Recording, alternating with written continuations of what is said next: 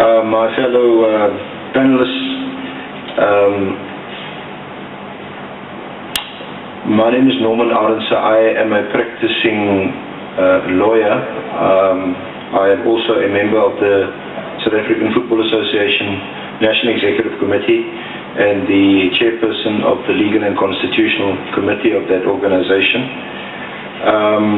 I'm standing in for Dr. Jordaan, who is not well and who's asked me to speak on his behalf. He didn't prepare a paper, so I put together some notes of my own, and hopefully I will represent both SAFA and the Senzo Meyiwa gun committee that was established by SAFA immediately or in the wake of his untimely death.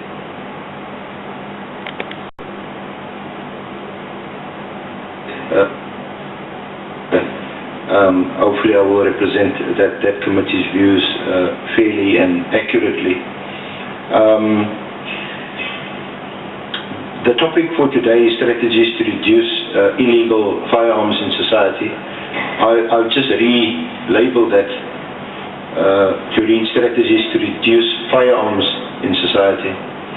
And the reason why I say that is because today, or right now, even while I'm sitting next to my colleague, Mr. Hood, and he may be sitting with a legal firearm, when I take it from him or he drops it and I take it into my possession, it becomes an illegal firearm. So it's quite a simple proposition. Whether legal or illegal firearms, it's a lethal weapon that kills and maims many thousands of young men and women, children. Described it is an inanimate object, like a pen, or a car, or alcohol, or cigarettes, but it also has to be propelled by a human being. But the analogy with any other inanimate object is entirely misplaced and is quite absurd. A gun more often than not kills or causes other forms of irreparable and irreversible harm. Legislation is designed to regulate human behavior, the use, the possession, the control and ownership of guns, but not a gun itself, whether it's a legal or an illegal gun or firearm. This symposium is on strengthening our legislation. We do live in a complex society, and a number of speakers and contributors in the audience have already mentioned this. We live in a complex society. We have a world-class constitution. We have first world laws, but we have many of the third world woes, socio-political problems, which is rooted in apartheid and which will take many more than the 20 or so years of our democracy since 1994. These are complex problems that will take many years to eradicate or to resolve. But we can't wait for this.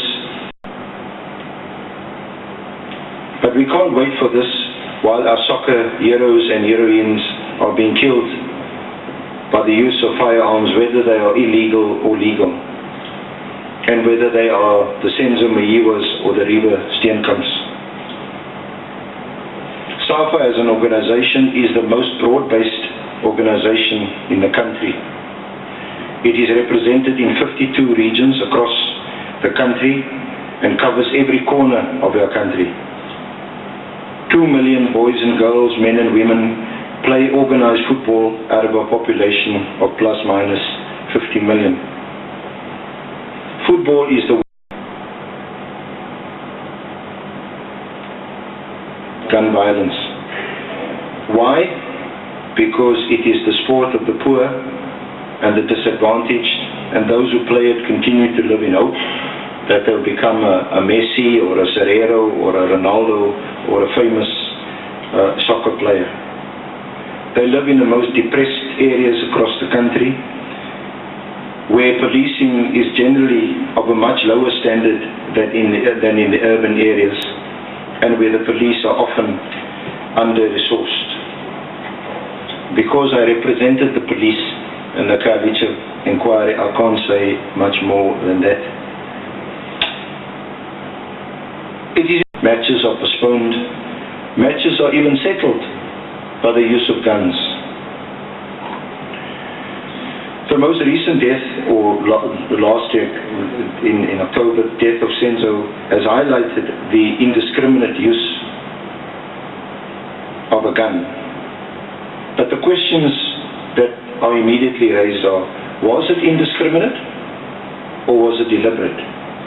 We don't know, because our police have given no indication that the killer or perpetrators will or have or likely to be apprehended, despite him being gunned down in front of between 3 to 5 eyewitnesses. This is extraordinary. No gun residue tests, no forensics, no arrests other than a false arrest. What chance do women, boys and girls have that if they are gunned down or killed, that their perpetrators would be brought to justice? What chance is there that a cousin of mine who was killed last year shortly after Senzo's death in Anoba Park in the early hours, age 23, what chances are that his killers will be apprehended? What chances 6 youth 2-3 years ago in Lavender Hill, footballers who came from soccer practice, they were gunned down while in their car, apparently a case of mistaken identity. What are the chances that their killers or perpetrators of their death would be